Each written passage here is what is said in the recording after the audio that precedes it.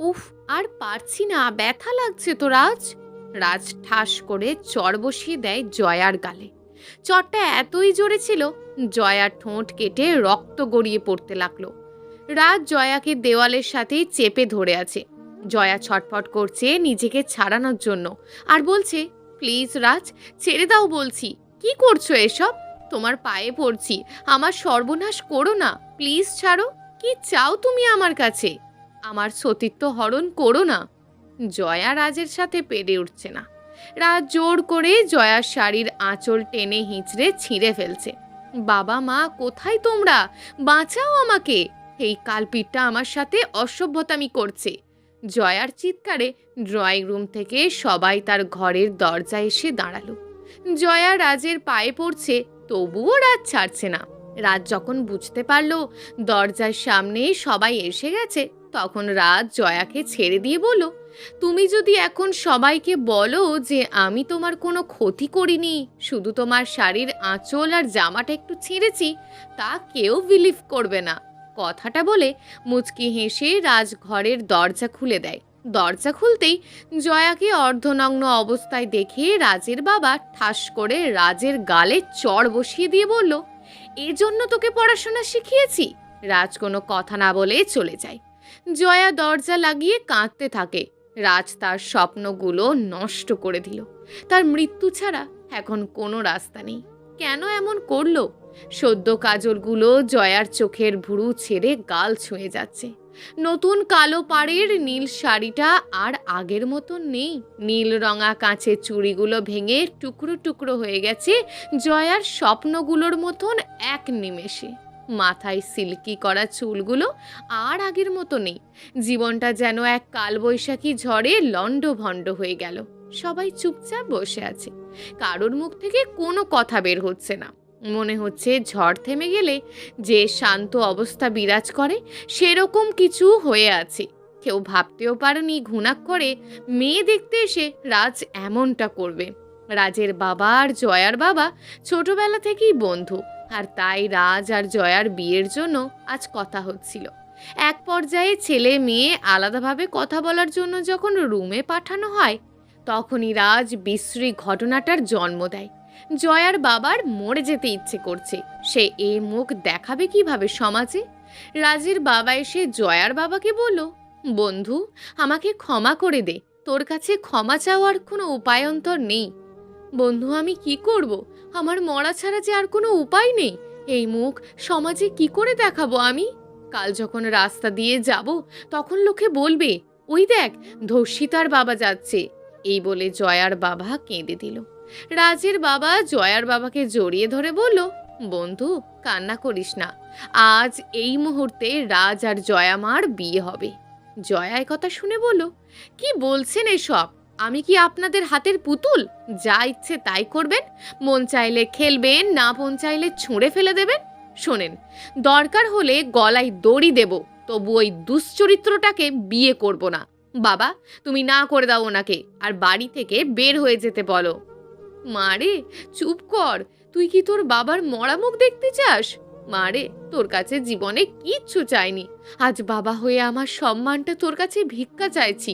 পারবি আমার সম্মানটা রক্ষা করতে? বিয়েটা তুই করে নে। বাবা, তুমি অমন করে বলো না। আমি বিয়ে করব, আয়োজন করো। এদিকে সন্ধ্যায় রাজ আর জয়ার বিয়ে হয়ে যায়। জয়া বাসর ঘরে ঢোকার সময় বিষ খেয়ে নিয়েছে। সে চায় না রাজ নামক ধর্ষকটার সাথে সংসার করতে। জয়ার খুব করে কান্না পাচ্ছে। একটা সময় সে রাজকে খুব ভালোবাসতো, কিন্তু যেদিন তার বোন সুইসাইড করলো, আর সুইসাইড করার পর যখন তার বোনের ডায়েরি পড়ে জানতে পারলো সুইসাইডের কারণটা ছিল রাজ, এখনো সেদিনের কথা মনে হলে রাজকে খুন করতে ইচ্ছে করে। কিন্তু সেদিন কাউকে কিছু বলতে পারেনি, আর এখন নিজের বোনের হত্যাকারীকেই বিয়ে করতে হলো। এসব ভাবতে ভাবতে চোখ থেকে টুপটাপ বৃষ্টির মতন জল গড়িয়ে পড়তে লাগলো। বাসর রাত সবার স্বপ্নের হলেও জয়ার কাছে বাসর রাতটা জীবনের কাল রাত মনে হচ্ছে। বাসর ঘরটা তার কাছে নরক মনে হচ্ছে। তার সব স্বপ্নগুলো আজ ফ্যাকাশে। এসব ভাবতে ভাবতে হঠাৎ দরজায় কড়া নড়ল। জয়া তাকিয়ে দেখে রাজ রুমের দরজা লাগিয়ে এইদিকেই আসছে। কিন্তু এখনো বিষ কেন কাজ করছে না? রাজ যদি সত্যি তার স্বামিত্ব ফলায়, না, ওর মতন একটা দুশ্চরিত্রর সাথে ঘর করা যায় না। এদিকে রাজ জয়ার কাছে এসে ঘোমটা সরাতেই জয়া বালিশের নিচে থেকে টান দিয়ে ছুরি বের করে রাজের গলায় ধরল। এই জয়া, কি করছো? গলা কেটে যাবে তো। হুম, বুঝতে পারছেন? এখন যদি নাড়াচাড়া করেন তাহলে একদম গলায় চালিয়ে দেব। এতদিন জয়ার কোমল স্বভাবটা দেখেছেন, এখন থেকে ভয়ঙ্কর রূপটাও দেখবেন। শোনেন, যদি আমার সাথে কিছু করতে আসেন না, তাহলে আপনাকে নরকে পাঠিয়ে দেব। আপনি কি ভেবেছেন আপনি বিয়ে করলে আমাকে পেয়ে যাবেন? না, আমার দেহে প্রাণ থাকতে আপনি আমাকে পাবেন না। জয়া, কি বলছো এসব? আমরা বিয়ে করেছি, আর বিয়ে একটি পবিত্র বন্ধন, যে বন্ধন শত্রুকেও ভালোবাসতে শেখায়। আর তুমি তো আমাকে ভালোবাসতে। ভালোবাসা? ভালোবাসা আপনার মুখে শোভা পায় না। কি করেছিল আমার বোন আপনাকে? জানেন আপু আপনাকে কতখানি ভালোবাসতো, আর আপনি আমাকে আর আপুকে দুজনকে নিয়েই নোংরা খেলায় মেতেছিলেন। আমি আপনাকে ঘৃণা করি মিস্টার রাজ। আপনি আর যাই করেন না, কাউকে ভালোবাসতে পারেন না। জয়া, প্লিজ বিশ্বাস করো, অদ্বিতীয়া আমাকে ভালোবাসতো, কিন্তু আমি তোমাকে ভালোবাসতাম। তুমি ভুল বুঝবে এই কারণে তোমাকে ওর কথা কিছু বলিনি, কিন্তু সে যে এমন কাজ করবে তা বুঝতে পারিনি। বাহ, ভালো তো। তাই বলে আমার আপুটাকেই সুইসাইড করতে বাধ্য করলেন? প্লিজ, আজ আমাদের বাসর রাত, আজকে আপাতত আমার কথা বিশ্বাস করো তুমি। আচ্ছা চলো, আজ দুজনের জীবনে একটা মর্যাদাপূর্ণ রাত। আপনাকে আমি এ জীবনের স্বামী হিসাবে মানতে পারবো না। আর শোনেন, আপনি যদি স্বামীর অধিকার নিতে আসেন তাহলে নিজেকে শেষ করে দেব।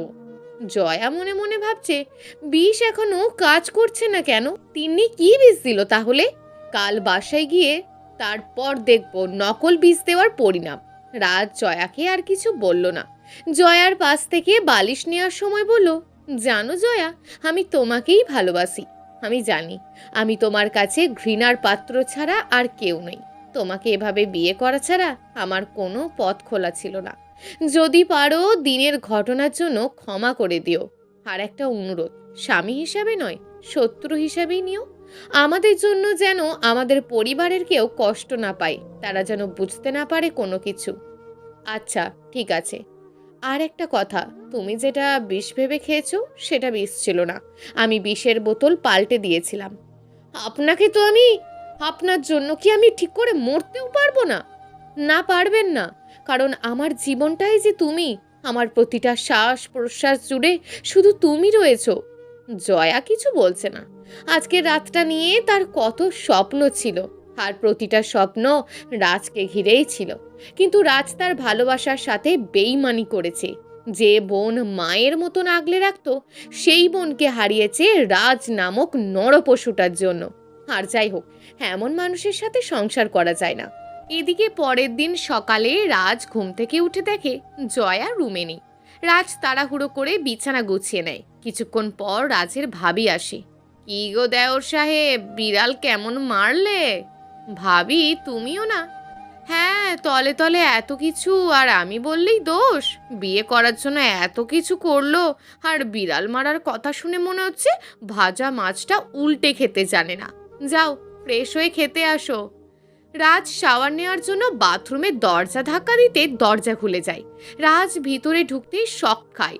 জয়া শাওয়ার নিয়ে শরীরে টাওয়াল পেঁচাচ্ছে। জয়া রাজকে দেখে চিৎকার দিয়ে ওঠে। জয়া খেয়াল করেনি সে তার টাওয়ালটাও গায়ে ঠিক মতন জড়াতে পারেনি। তার আগেই রাজ ভিতরে এসে যায়। জয়া আবার যখন চিৎকার দিতে যাবে, ঠিক সেই মুহূর্তে জয়ার টাওয়াল খুলে যায়। রাজ জয়াকে জড়িয়ে ধরে মুখটা চেপে ধরে, কানের কাছে মুখ নিয়ে বলে, ওগো, টাওয়ালটা তো জড়াতেই পারো না, কিন্তু বাথরুমের দরজাটা তো লাগাতে পারো। এটা তোমার বাসা না, এখানে ভাইয়া আছে, বাবা আছে, যদি অন্য কেউ এসে যেত।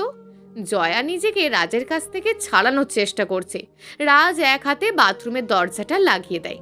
বাইরে থেকে রাজের ভাবি বাথরুমের দরজা নক করে বলে, জয়া, চিৎকার দিলে কেন? ভিতরে কি হয়েছে?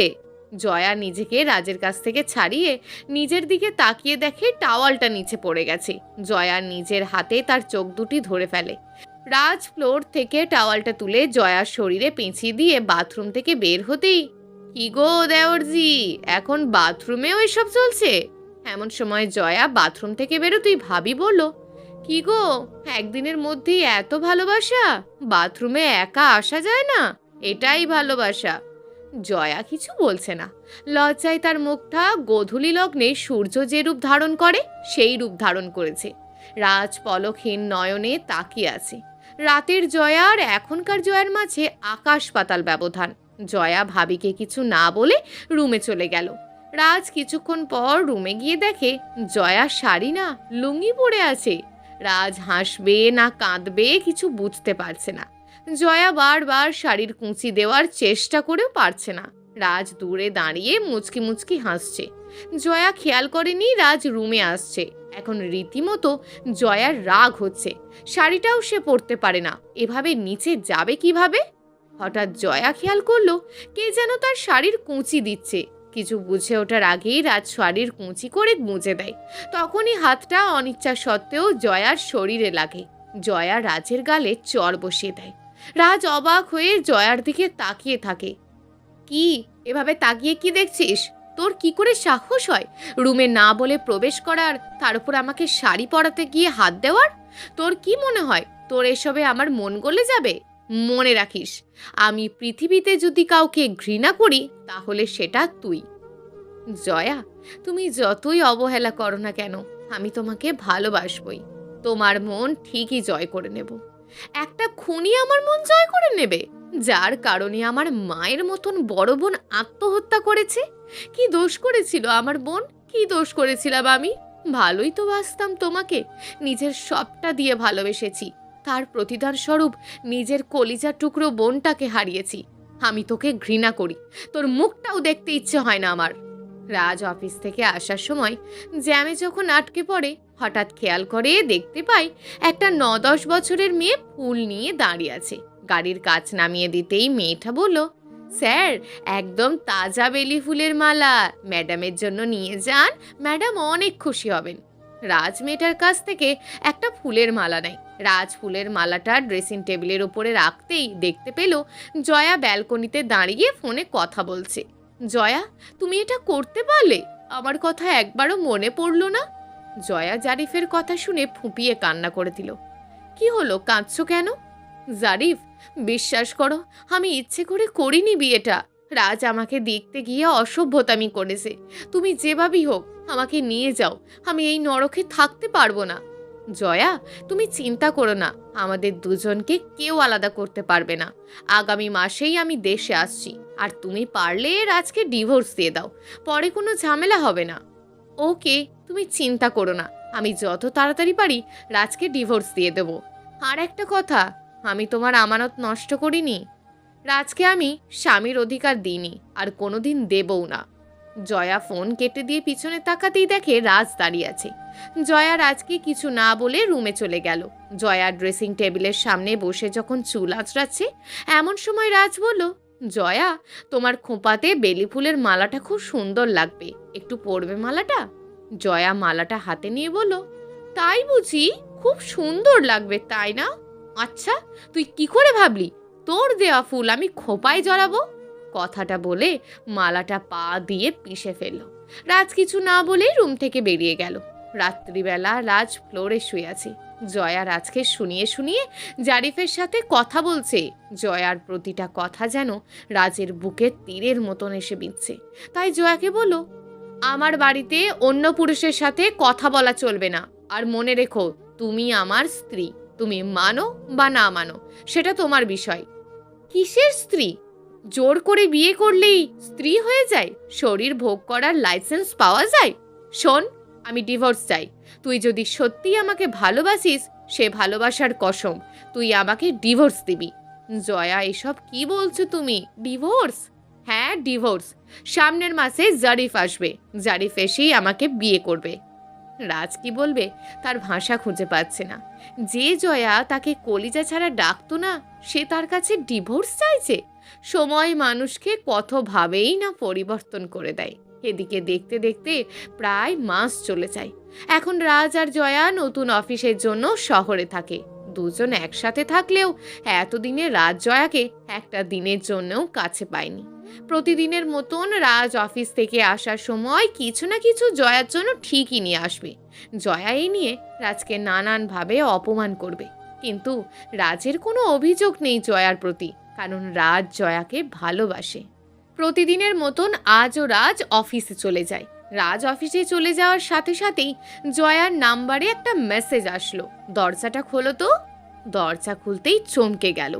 জারিফ, তুমি? কেমন দিলাম সারপ্রাইজ! আমি তো বিশ্বাসই করতে পারছি না আমার জারিফ দেশে এসেছে। দুজনের চোখে আনন্দের অশ্রু। জয়ার জারিফের এই প্রথম সামনাসামনি দেখা হলো। জারিফ জয়ার কাছে রাজের বিষয়ে সবকিছু শুনে বলল, তুমি চিন্তা করো না, আমরা খুব শীঘ্রই বিয়ে করতে যাচ্ছি। তুমি শুধু রাজের থেকে ডিভোর্সটা নাও। আর আজ আমি আসি। জারিফ চলে যাওয়ার কিছুক্ষণ পর রাজ বাসায় প্রবেশ করে বুঝতে পারছে জয়া আজ ভীষণ খুশি। কিন্তু কেন? রাত্রে জয়া জারিফের সাথে বিয়ে নিয়ে কথা বলছে। তখনই রাজ বুঝতে পারল জারিফ দেশে এসেছে।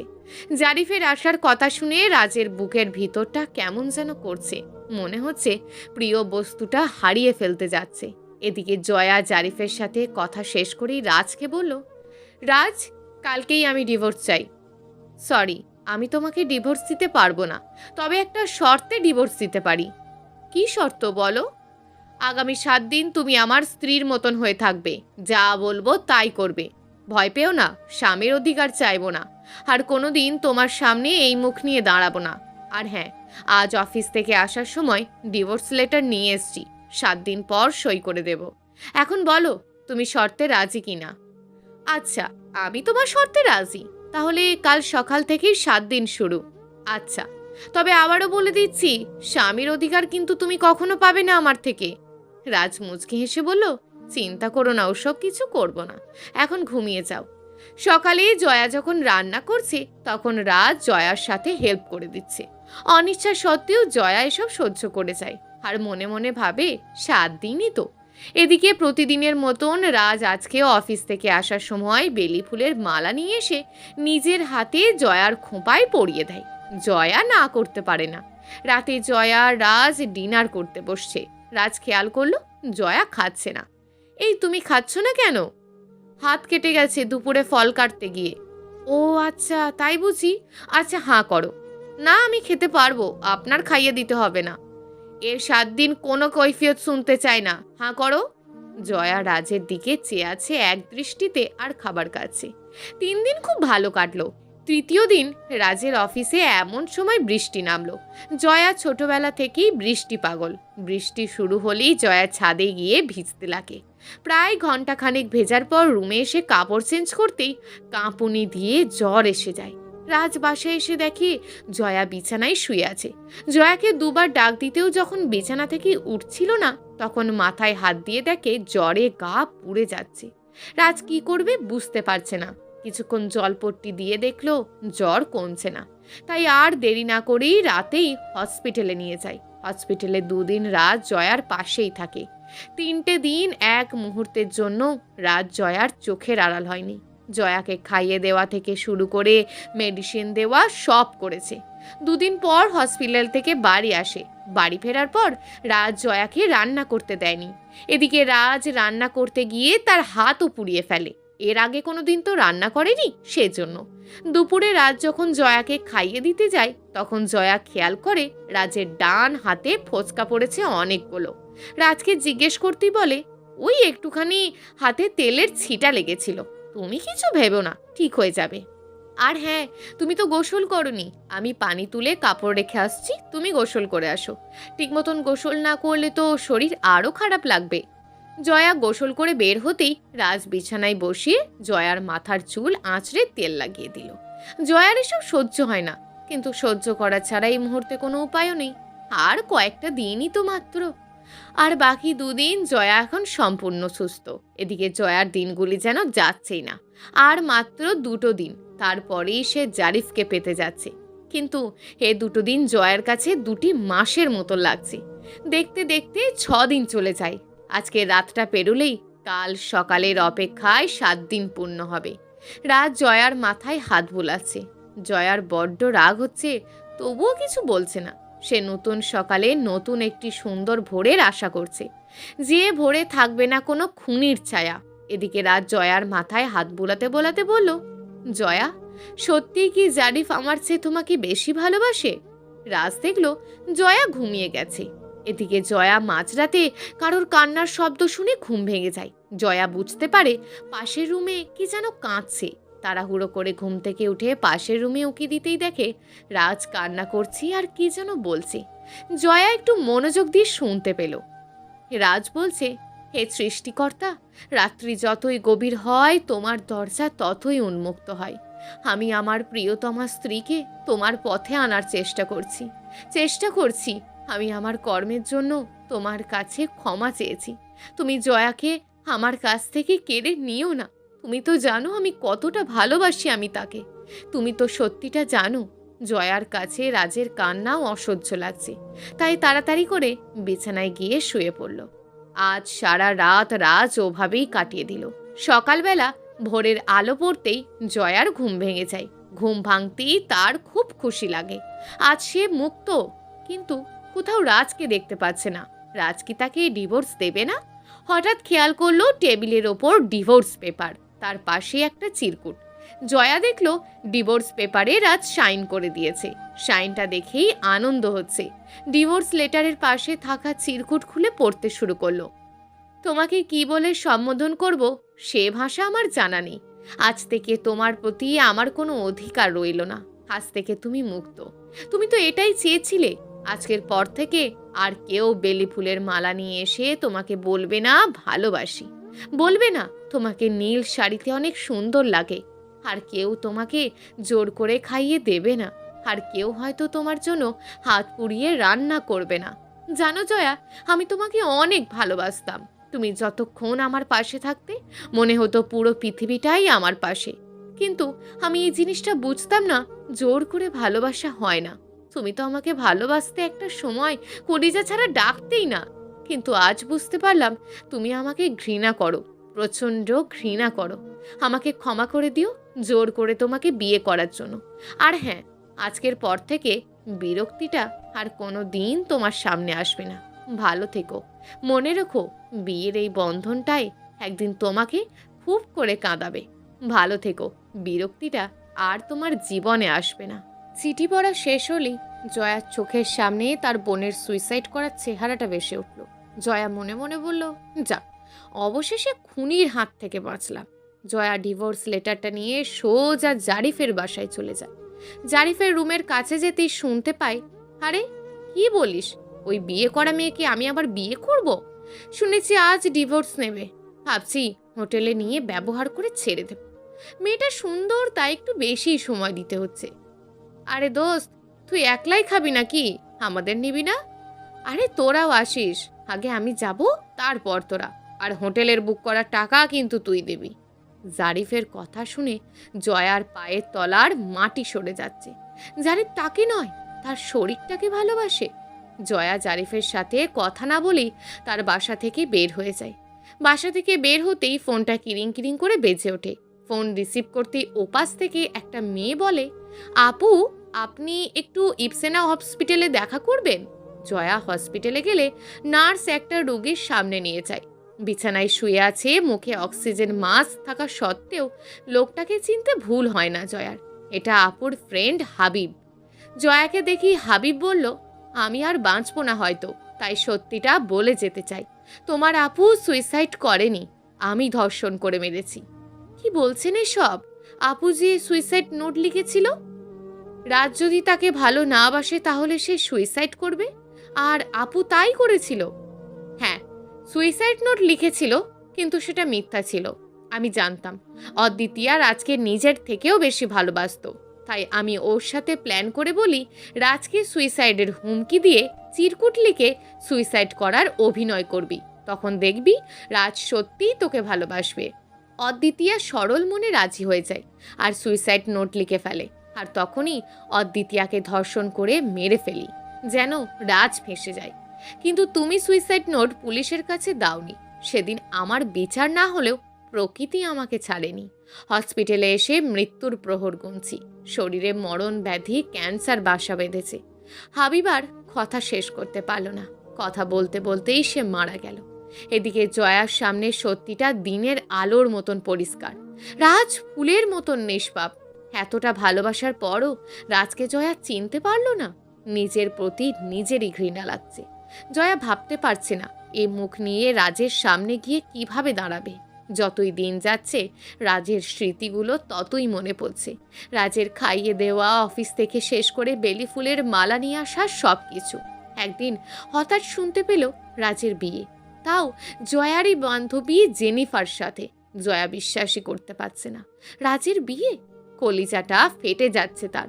না, এ বিয়ে যেভাবেই হোক আটকাতে হবে। রাজকে ছাড়া সে বাঁচবে কিভাবে? কোনো মতে রাজের ঠিকানা সংগ্রহ করে রাজের নতুন বাসায় চলে গেল। রাজ ফোনে কার সাথে যেন কথা বলছিল। জয়াকে দেখে ফোন রেখে দিয়ে বলল, আপনি কেন এসছেন? আমি আমার স্বামীর কাছে এসেছি। তাই বুঝি? কিসের স্বামী আমি? একটু বুঝিয়ে বলবেন। আপনাকে আমি ডিভোর্স দিয়েছি। আপনি তো এটাই চেয়েছিলেন। রাজ, আমাকে ক্ষমা করে দাও। আমি সত্যিই সব না জেনে করেছি।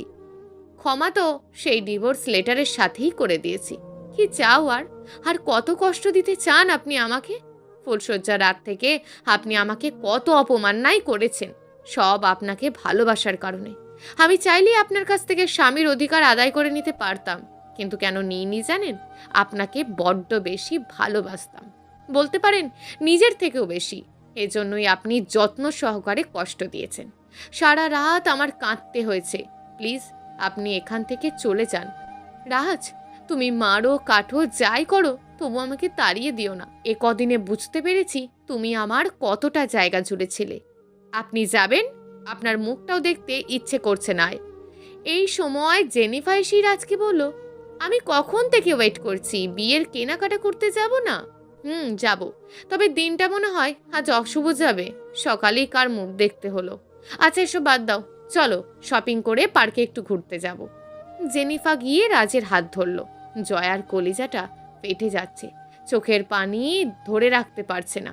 এদিকে জেনিফা আর রাজ যখন বাসা থেকে বের হবে, এমন সময় জয়া বলল, রাজ প্লিজ যেও না, তোমাকে ছাড়া সত্যিই আমি মরে যাব। আর এই জেনিফা, তুই আমার বন্ধু হয়ে আমার কলিজা কি আমার কাছ থেকে আলাদা করতে চাইছিস? কেমন বন্ধু তুই? বন্ধু? কিসের বন্ধু? তাছাড়া রাজকে আমি ভালোবাসি, এতে তোর তো কোনো প্রবলেম হওয়ার কথা না। তুই তো রাজকে ডিভোর্স দিয়ে দিয়েছিস, এখন কেন আসছিস আমাদের মাঝে? তোকে যেন নেক্সট টাইম রাজের সামনে আর না দেখি। জয়া এবার জানিফার সামনে রাজের দুপা ঝাপটে ধরে বলল, রাজ আমাকে ছেড়ে যেও না, তুমি যা বলবে তাই করব। তোমার বাসার কাজের মেয়ে করেই রেখে দিও, তবু আমাকে তাড়িয়ে দিও না। জয়া এসব কি করছো? পা ছাড়ো প্লিজ। না, পা ছাড়বো না। তুমি যতক্ষণ পর্যন্ত আমাকে ক্ষমা না করবে, আমি ততক্ষণ পর্যন্ত তোমার পা ছাড়বো না। জয়া, কি হচ্ছে এসব? আমি জেনিফাকে কথা দিয়েছি আমি তাকেই বিয়ে করব। আমার এখন আর কিছু করার নেই। এছাড়া তুমি ডিভোর্স চেয়েছিলে, তখন যা হয়েছিল তোমার ইচ্ছেতে হয়েছিল, আর এখন যা হবে সেটা আমার ইচ্ছেতে হোক। রাজ প্লিজ আমাকে ছেড়ে যেও না, আমি তোমাকে ছাড়া বাঁচতে পারবো না, সত্যিই মরে যাব। জয়া প্লিজ পা ছাড়ো। আর একটা কথা, তুমি আর আমাদের মাঝে এসো না। যদি কখনো আমাদের সামনে আসো তাহলে আমার মরা মুখ দেখবে। কথাটা বলেই রাজ চলে গেল। জয়া শুধু রাজের চলে যাওয়ার দিকে তাকিয়েছিল পলকহীনভাবে। এদিকে জয়া বাসায় গিয়ে আর ঘুমাতে পারল না। বারবার রাজের মুখটা তার চোখের সামনে ভেসে উঠছে। রাজের সাথে কাটানো বিরক্তিকর সেই স্মৃতিগুলো আজ বড্ড বেশি মিস করছে। চোখ থেকে জল গড়িয়ে পড়ছে। জয়া রাজকে ছাড়া কিছুই ভাবতে পারছে না। দেখতে দেখতে রাজ আর জেনিফার বিয়ের দিন ঠিক হয়ে যায়। জেনিফা জয়াকে ফোনে খবর দেয়। রাজ আর জেনিফার বিয়ের আগের দিন জয়া সারা রাত কান্না করে। শেষ রাতে আর সহ্য করতে না পেরে অনেকগুলো স্লিপিং পিল খেয়ে নেয় আর রাজের ছবিটা বুকে নিয়েই ঘুমিয়ে যায়। সকালবেলা জয়ার মা দরজা খুলে জয়ার রুমে এসে দেখে জয়া ফ্লোরে পড়ে আছে। তাড়াতাড়ি হসপিটালে নিয়ে জয়াকে ইমার্জেন্সি বিভাগে অ্যাডমিট করে জয়ার বাবা রাজকে ফোন করে সব কিছু বলে। রাজকে যখন জয়ার বাবা ফোন করে, রাজ তখন ফ্লাইটের অপেক্ষা করছে। সে স্থির করেছে আমেরিকা চলে যাবে, কিন্তু ফোন পেয়ে সরাসরি হসপিটালে এসে পড়ে। সাথে জেনিফারই ফোন দেয়। রাজ হসপিটালে আসতেই জয়ার বাবা রাজকে জড়িয়ে ধরে কান্না করে দিয়ে বলে ওঠে, বাবা রাজ, আমি জানি আমার মেয়েটা ভুল করেছে। আমার মেয়েটাকে তুমি ক্ষমা করে দাও। আমার একটা মাত্রই মেয়ে, ওকে ছাড়া আমরা বাঁচবো কিভাবে? বাবা, চিন্তা করবেন না, আমি দেখছি কি করা যায়। এমন সময় নার্স এসে বলল, পেশেন্টকে জ্ঞান ফিরেছে, বেডে দেওয়া হয়েছে, আপনারা দেখা করতে পারেন। সবাইকে রেখে রাজ একলাই জয়ার কেবিনে গেল। জয়া রাজের আসার শব্দ পেয়ে ওপাশ ঘুরে শুয়ে পড়ল। রাজ জয়ার পাশে বসে মাথায় হাত বোলাতে বোলাতে বলল, কেন মরতে গিয়েছিলে? তোমার কিছু হয়ে গেলে আমি কিভাবে বাঁচব? তোমার না জেনিফা আছে, আজ না ওকে বিয়ে করার কথা? আমি পারবো না এসব সহ্য করতে, তাই মৃত্যুকেই বেছে নিয়েছি। আর একবার বাজে কথা বললে সত্যি সত্যিই জেনিফাকে বিয়ে করে নেব। মানে? মানে কিছুই না। আমি আর জেনিফা প্ল্যান করেছিলাম যেন তুমি বুঝতে পারো ভুলটা। আজ আমি আমেরিকা চলে যেতাম, কিন্তু তোমার পাগলামিতে আর যেতে পারলাম না কোথাও। আমাকে ছেড়ে তুমি যদি আর একবার কোথাও যাও, আমি সত্যিই মরে যাব। ছি ছি, কি বলো? তুমি মরে গেলে ফুলশয্যা করব কার সাথে? এখনো তো অনেক কিছুই বাকি। কথাটা শেষ করার আগে জয়া রাজকে শক্ত করে জড়িয়ে ধরে বলল, তোমাকে এই বুক থেকে মৃত্যু ছাড়া আর কেউ আলাদা করতে পারবে না। তুমি যে গোধূলি বেলার রাজকুমার আমার বড্ড বেশি ভালোবাসি।